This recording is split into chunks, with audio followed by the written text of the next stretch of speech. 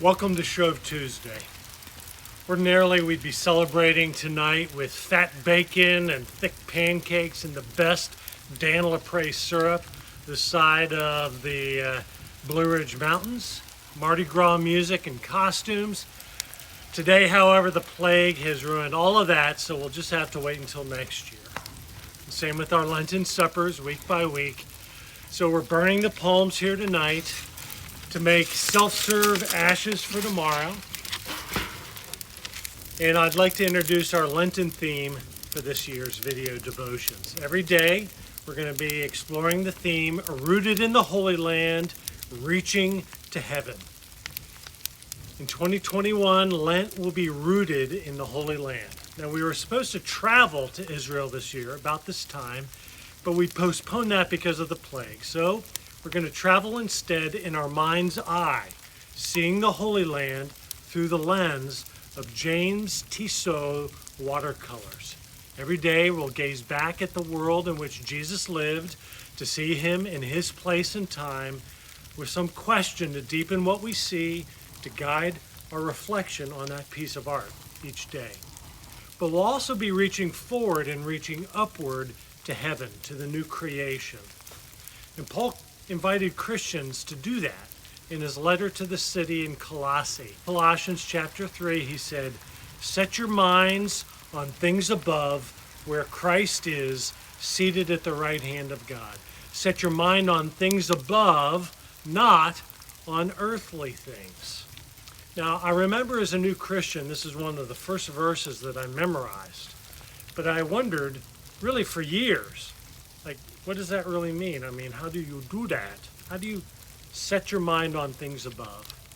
It's something I yearned to do, but I never quite figured out how. And then I discovered it. The Apostle Paul is describing the corporate liturgical life of the Christian community in Colossae. And since the earliest recorded liturgies, the congregations of Christians are always called to lift up their hearts. And where do we lift them? Well, we lift them to the Lord, where we join with angels and archangels, with all the company of heaven, in a perpetual hymn of praise, Holy, holy, holy is the Lord God of hosts. Now, this is John's experience in the book of Revelation, which we're also going to be studying here in Lent, where Christ is seated at the right hand of God. You see, Christian worship on earth joins the heavenly worship already in progress. And our architecture in the church reflects this fact. Everything in our building calls our attention heavenward. It lifts our eyes to the heavens. The altar is elevated in the center where the congregation gathers, where heaven and earth meet. It's a portal that's opened in which the Spirit descends, our hearts are lifted up as a living sacrifice to God. In daily Christian living, Monday through Saturday, flows out of that liturgical experience. We take our heavenly focus with us from the altar into our day-to-day lives, maintaining it with discipline of prayer and Bible study. And this heavenly mindset makes a huge difference in our day-to-day lives, affecting our priorities, our ability to deal with suffering, what we fear and what we don't fear, and our willingness to sacrifice for long-term good.